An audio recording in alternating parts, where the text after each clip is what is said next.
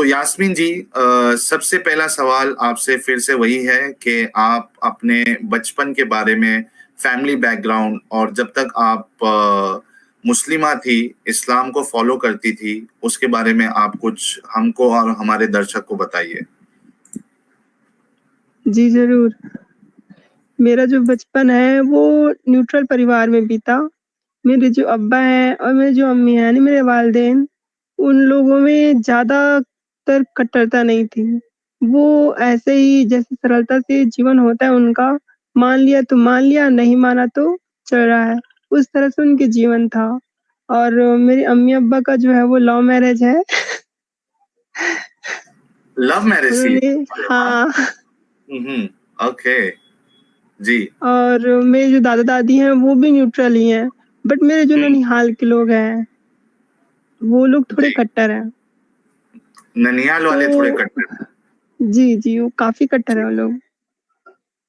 उनके यहाँ जो मेरी मतलब अप्पी वग़ैरह रहती हैं और भाई वग़ैरह, तो वो लोग बुर्का पहनना और इस्लाम के पूरे जितने भी तौर तरीके हैं सारा कुछ अपनाते हैं। और हमारे इधर हमारे घर में ये सब नहीं होता है कि भई कोई फ़ोर्स नहीं है, आप चाहो तो कर सकते हो, आप चाहो तो नहीं कर सकते। और इसका एक बेनिफिट ये है कि अगर लोग शिक्षित होते हैं, तो वो लोग ऐसी चीज़ से दूर जाते हैं जिन चीज़ों से इंसान की जो फितरत है, किसी तरह से बंधन में आती है। कहने का मतलब ये है कि अगर इस्लाम की बातें को हम लोग लें, तो इस्लाम जो है वो बहुत प्राचीन क्या बोल सकते हैं, 1400 साल पुराना कबीलाई कानून बोल सकते हैं। हुँ, तो उनमें ऐसा है कि जो आज़ादी है, ना लड़कों की आज़ादी है, ना लड़कियों की। हम लोग अक्सर ये सुनते हैं कि लड़कियों की आज़ादी इस्लाम ने छीन ली, लड़कों को भी आज़ादी नहीं है, अगर वो इस्लाम पे चले तो। ये भी एक सोचने का विषय है। बिल्कुल, बिल्कुल। बट जी। एक चीज़ है कि इस्लाम में जो लड़कियाँ होती हैं उनको ज़्यादा ही बाँध-छान के रखा जाता है, जैसे कोई बैल, भैंस या बकरी हो। हुँ, तो हमारे घर में ऐसा वातावरण नहीं था, तो मेरी जो परवरिश है वो अच्छे खासे तरीके से न्यूट्रलाइज़ तरीके से हुई। लेकिन फिर भी क्योंकि मैं रिलीजियस थी, धार्मिक थी, मज़हबी थी, तो मैं बहुत विश्वास करती थी। और आप यकीन नहीं करोगे, जब हम लोग को देर हो जाती थी वहाँ स्कूल जाने के लिए, तो मैं मतलब पीछे बैठी होती थी, वो वहाँ पर मतलब बाइक में, तो मैं अल्लाह पाक से ना वो करती थी, क्या बोलते हैं इंग्लिश में उसको? प्रेयर रिपेयर करती थी? बोलते हैं, प्रेयर। वाह! प्रार्थना, ठीक, दुआ, यही सही है। मुझे इंग्लिश नहीं बोलना चाहिए, नहीं तो कबाड़ा हो जाएगा इंग्लिश का। नहीं, तो नहीं, बिल्कुल, बिल्कुल। आप बिंदास बोलिए, हम आप किधर अगर कुछ प्रॉब्लम होगा तो हम उसको सुधार करने की कोशिश करेंगे, तो कोई इश्यू नहीं है, बिंदास आप बोल सकती हैं। अरे! प्रेयर को रिपेयर कौन बोलता है यार? प्रेयर को तो रिपेयर कर दिया आपने। हाँ, नहीं मतलब मुझे ना इंग्लिश के वर्ड्स ठीक से आते नहीं हैं, छोटी-छोटी हुँ, चीज़ें भी हो जाता है। कोई मुश्किल नहीं, आप हिंदी वर्ड्स यूज़ करिए, कोई मुश्किल नहीं। जिसमें आप कंफर्टेबल हैं, आप वो यूज़ करिए। अगर हाँ, हमारे तो दर्शक को कोई जी। वर्ड से अगर प्रॉब्लम यानी उनको समझ नहीं आया, तो वो कमेंट में मेंशन मैं उनसे रिक्वेस्ट करता हूँ कि वो कमेंट में मेंशन कर दे, ताकि हम उसको जो है फिर आसान अल्फाज में या लफ्ज़ में आपको बता देंगे उसका मतलब क्या है। और एक चीज़, वस्तुतः आप इससे हाँ, पहले कि आप जी। आगे बढ़े, शिव कुमार जी ने ₹40 का सुपर स्टिकर भेजा है। Thanks a lot Shiv Kumar ji, channel को सपोर्ट करने के लिए। और एक रिक्वेस्ट ये है कि यास्मीन जी का खुद का चैनल भी है, और मैंने उनके चैनल का लिंक पिछले बार भी पिन किया था कमेंट में, और आज भी मैंने उनके चैनल का लिंक कमेंट में पिन किया है। तो जितने लोगों ने अभी तक उनका चैनल सब्सक्राइब नहीं किया है, आप सबसे रिक्वेस्ट है कि आप लोग यास्मीन जी का चैनल सब्सक्राइब कर ले, ताकि उनकी हौसला अफजाई हो, और वो जो उनके पास नॉलेज है इस्लाम को लेकर, वो आप सभी के सामने उसको लेके आए। तो बहुत ज़रूरी होता है कि हम इस तरीके के मूवमेंट में जितने लोग आते हैं उनको सपोर्ट करें। तो जितने लोग इस वीडियो को देख रहे हैं और उन्होंने अगर अभी तक यास्मीन जी का चैनल सब्सक्राइब नहीं किया है तो प्लीज प्लीज प्लीज आप चैनल सब्सक्राइब कर ले। चलिए यास्मीन जी आप आगे बढ़िए और जितने दर्शक जो अभी जुड़े हैं उन सबको सलाम प्रणाम नमस्ते। जितने भी लोग अभी जुड़े हैं मैं उनका स्वागत करता हूं। आप सभी को सलाम और मेरा प्रणाम है और नमस्ते आप सभी को। चलिए यास्मीन जी आप आगे बढ़िए कि आप स्कूल जाते वक्त आप बाइक में जाती थी और आप दुआ करती थी पीछे। हाँ, क्या हाँ। दुआ थी वो बता वस्तुतः दीजिए। मैं प्रेयर करती थी, दुआ करती थी कि या अल्लाह देर ना हो जाए, या अल्लाह देर ना हो जाए, क्योंकि फिर वहाँ पिटाई होती थी। कि देर हो गए तो फिर टीचर ना बहुत गुस्से में हो जाती थी कि इतनी देर कैसे हो गए। तो मतलब इतनी मैं आस्तिक थी, रिलीजन को फॉलो करती थी कि छोटी-छोटी चीज़ों के लिए भी खुदाबंद आलम को याद करती थी। तो मतलब मेरे लिए ये जो एथिस्ट होना है वो मतलब एक्स मुस्लिम होना बहुत ज़्यादा मुश्किल का काम था। क्योंकि कठिन था अगर आपके कि लिए। हाँ, बहुत ही कठिन।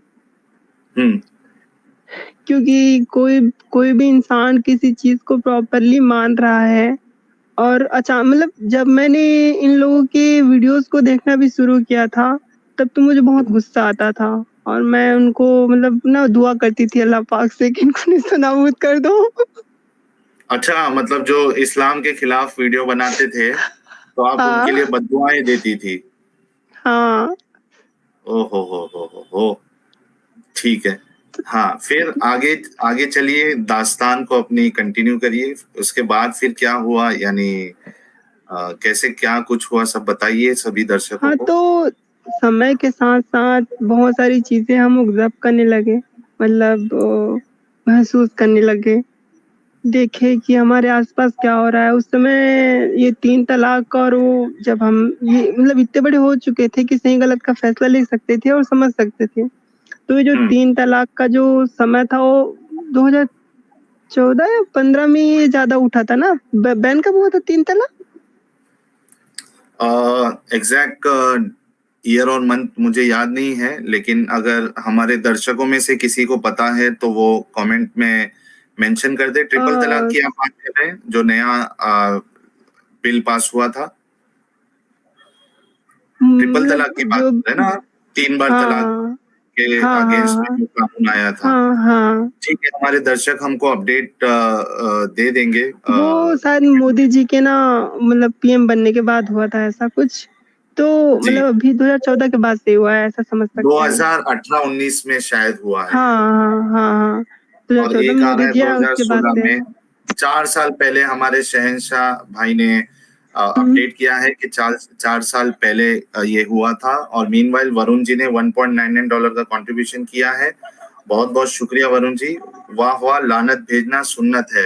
हाँ और उसी सुन्नत पे हमारी यास्मीन जी भी अमल कर रही थी कि जो इस्लाम के अगेंस्ट में वीडियो बना था उनके लिए वो बददुआ करती थी। ठीक है तो फिर ये कानून आया उसके बाद क्या हुआ।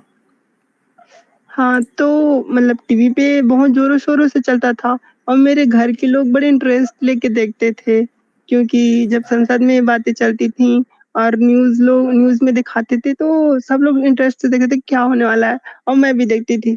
तो मैंने एक ऐसे ही देखी उनका न्यूज़ में, तो वो लड़की रो रही थी और नकाब में थी, मुस्लिम थी और वो बोल रही थी कि पहले मेरे ससुर से बोला गया कि मतलब उसका पति जो था उसने उसको 3 तलाक दे दिया और 3 तलाक इसलिए दिया क्योंकि उस लड़की के जो दाँत थे ना वो टेढ़े-मेढ़े थे।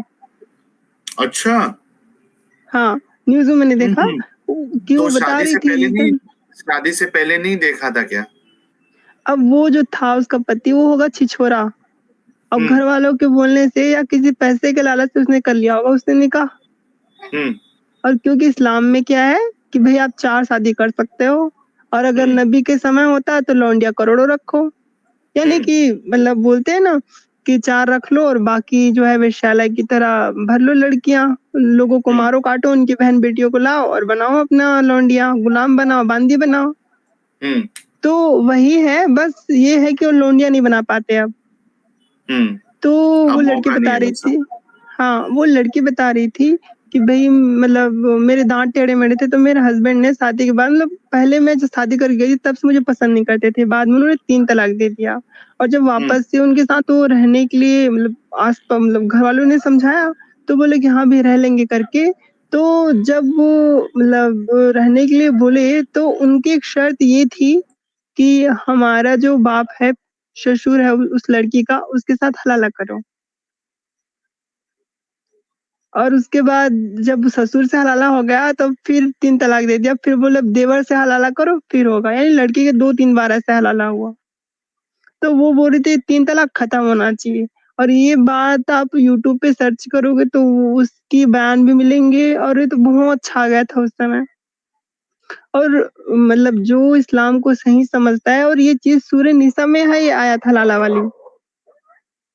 तो ऐसा खुदा जो ऐसी सूरह हरकतें बकरा करवाता में हो। है। सूरह बकरा में है? बकरा में जी, सूरह बकरा में सूरह नंबर 2 आयत नंबर 230 में डिस्क्रिप्शन में पूरा दिया गया है। ये कुत्ता कहाँ से भौंक रहा है? किसके ऊपर भौंक रहा है? ये अल्लाह पाक ने भेज दिए हैं बचाने के लिए। नहीं तो वहाँ रहमत के फरिश्ते नहीं आएंगे ना। अच्छी बात है कि रहमत के फरिश्ते नहीं आएंगे उधर। अरे शैतान हमारे साथ है फिर तो। अच्छा, राज राज अग्रवाल जी ने 40 रुपीज का कंट्रीब्यूशन किया है। Thanks a lot. What is meaning of निकाह? देखिए, मैंने एक कमेंट में उसको मैंने डाला है कि जो इस्लामिक लॉ में जो निकाह है वो it's more like a marriage contract, लेकिन अगर उसको अरेबिक वर्ड उसका अगर लिटरल मीनिंग देखे तो दैट इज सेक्सुअल इंटरकोर्स।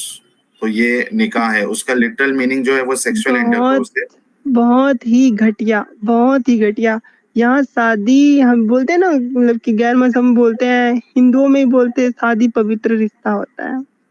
यहाँ निकाह पवित्र रिश्ता नहीं होता, पैसे देते हैं उस लड़की को खरीदते हैं और अल्लाह पाक तो ये कहते हैं कि जो औरत है वो लड़कों से मर्दों से इसलिए कमतर है क्योंकि मर्दों ने तुम पे माल खर्च किए हैं। यानी कि तुम एक कोई चीज़ हो जो बाज़ार में बिकती हो और जो लड़के हैं वो तुम पे माल खर्च किए हैं इसलिए तुम उनसे कमतर हो, वो तुमसे ऊँचे हैं।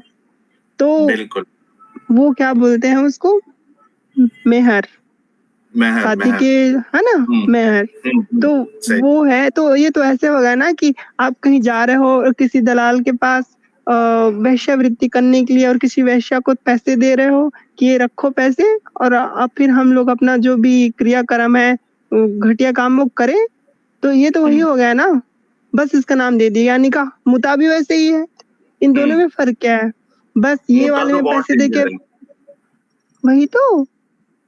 मुता तो बहुत डेंजर है क्योंकि मुता में तो यानी चलो निकाह जो नॉर्मल निकाह हो रहा है उसमें तो ऐसी कोई शर्त नहीं है कि 2-3 दिन के लिए आप निकाह कर रहे हो। वो तो मतलब इन जनरल अगर देखा जाए तो वो एक नॉर्मल जैसी शादी होती है कि लाइफ टाइम करना है, उस तरीके का निकाह होता है। लेकिन मुता में तो एक इंसान को पता होता है कि और वो डील करता है पार्टनर से कि मैं आपके साथ सिर्फ 3 दिन की शादी करने वाला हूँ या 5 दिन की या 6 दिन की शादी करने वाला हूँ और उसके बदले में फिर उसके वो पैसे देता है, मेहर देता है वो।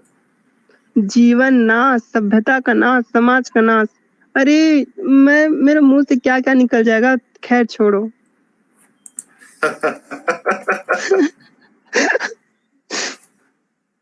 अच्छा, इसमें ये आर्यन सिंह जी कह रहे हैं कि हलाला में सेक्स भी होता है ना? जरा स्पष्ट हाँ या ना में बताएं। बिल्कुल, उसकी कंडीशन ये है कि अगर आप यानी आपका डिवोर्स हो गया है अपने वाइफ के साथ, ठीक है, तीसरी बार वाला जो डिवोर्स होता है, अगर वो हो चुका है तो उसके बाद अगर उसको दोबारा अपने पहले वाले शौहर के पास आना है तो उसको किसी और से निकाह करना पड़ेगा और उसके बाद उसके साथ सेक्स भी होना जरूरी है। उसके बाद अगर वो तलाक देता है तो फिर ये अपने पहले शौहर के पास वापस आ सकती है। तो इंटरकोर्स जो है, सेक्सुअल इंटरकोर्स, ये कंपलसरी है। राज अग्रवाल जी पूछ रहे हैं मेहर क्या है? मेहर वही है जो अभी यास्मीन जी ने बताया है कि आप जब निकाह करते हो तो एक अमाउंट फिक्स होती है। आजकल तो अमाउंट चलता है, वरना उसमें सोना भी हो सकता है कि आप म्यूचुअली एक रकम या कोई चीज तय करते हो कि ठीक है 10,000 रुपया मेहर है या 10 तोला सोना है निकाह करने के लिए, तो इस तरीके से मेहर तय किया जाता है। राज अग्रवाल जी, यास्मीन तुम पे रखो दुरूदो सलाम इस्लाम को छोड़ने के लिए, you are a brave girl. आपके लिए मैसेज है।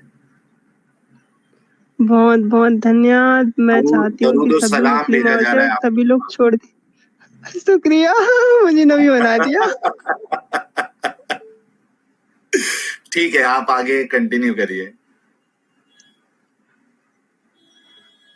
वैसे तो मैं कहाँ आप पर ये सब थी? देख रही थी, 3 तलाक का जो मसला हाँ, न्यूज चैनल में चल रहा था, आप ये देख रही थी, उसके बाद क्या हुआ फिर आपके साथ?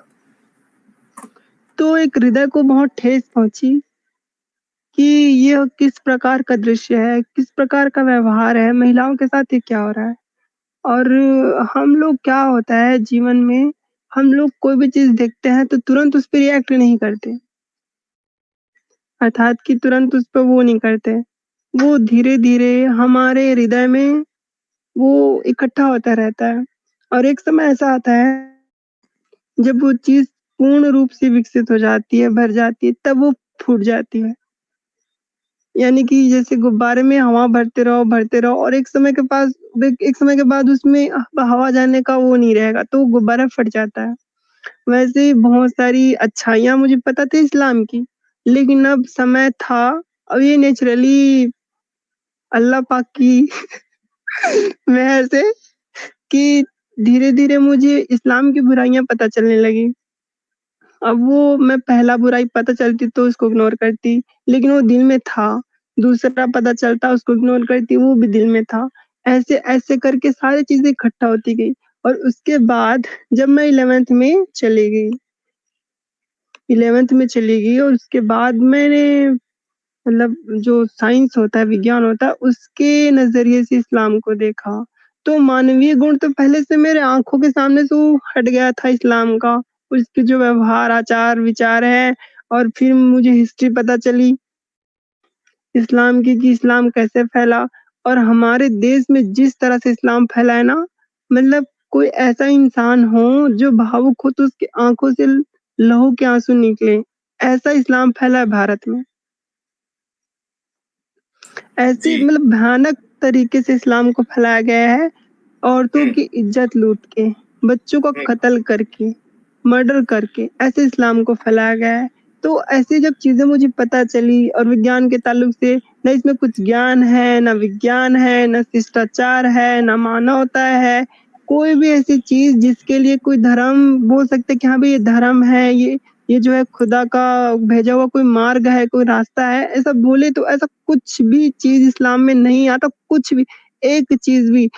अभी मेरी एक डिबेट हो रही थी कुछ दिन पहले, तो मैंने उन मौलवी साहब से पूछा था कि मुझे एक ऐसी चीज़ बता दीजिए इस्लाम में जिससे मानव जाति को फ़ायदा हुआ हो। आप यकीन नहीं मानोगे, वो लंबी भाषण करता रहा लेकिन एक ऐसी चीज़ नहीं बता सका जिससे इस्लाम की दी हुई उस चीज़ से इंसानियत को फ़ायदा हुआ। और हम्म। करोड़ों चीज़ मैं ऐसे गिना सकती हूँ जिससे इस्लाम की वजह से पूरी दुनिया बर्बाद है और आज देख सकते हो तालिबान की वजह से लोग कैसे रो रहे हैं, वो लोग उसी इस्लाम को फ़ॉलो करते हैं। बिल्कुल। अच्छा, ये राज अग्रवाल जी कह रहे हैं यास्मीन जी कि आपकी हिंदी बहुत अच्छी है, उर्दू से अच्छी है। जिस तरीके से धन्यवाद। आप जो वर्णन क्या कहेंगे उसको, अल्फाज आप यूज कर रही हैं, शब्दों तो का उससे उच्चारण। शब्दों का जो उच्चारण आप कर रही हैं, बिल्कुल ऐसा एकदम ऐसा लग रहा है कि एकदम हाई लेवल कोई शायर नहीं, क्या कहते हैं उसको, कवि के साथ हम ये अरे सेशन बस कर रहे हैं। करो। बिल्कुल, आप कंटिन्यू करिए, बहुत अच्छा लग रहा है आपकी बातें सुन के। नहीं, अल्फा इतनी सेंटोपी जी तारीफ़ें ने मत करो। नहीं, अगर आप तारीफ के लायक है तो फिर तारीफ भी होती जाएगी, इसमें कोई शक नहीं है। अल्फा सेंटुरी जी ने $1 का कंट्रीब्यूशन किया, थैंक्स अ लॉट। और नीरज सिंह जी, बहुत बहुत पहले तो आपका स्वागत है नीरज जी। आबादी कम की है बस, नीरज सिंह जी कह रहे हैं आबादी कम की है। नीरज जी किस आबादी के बारे में आप बात कर रहे थे, जरा नॉर्मल कमेंट में बता दीजिएगा। यास्मीन जी आप कंटिन्यू करिए, फिर उसके बाद क्या हुआ?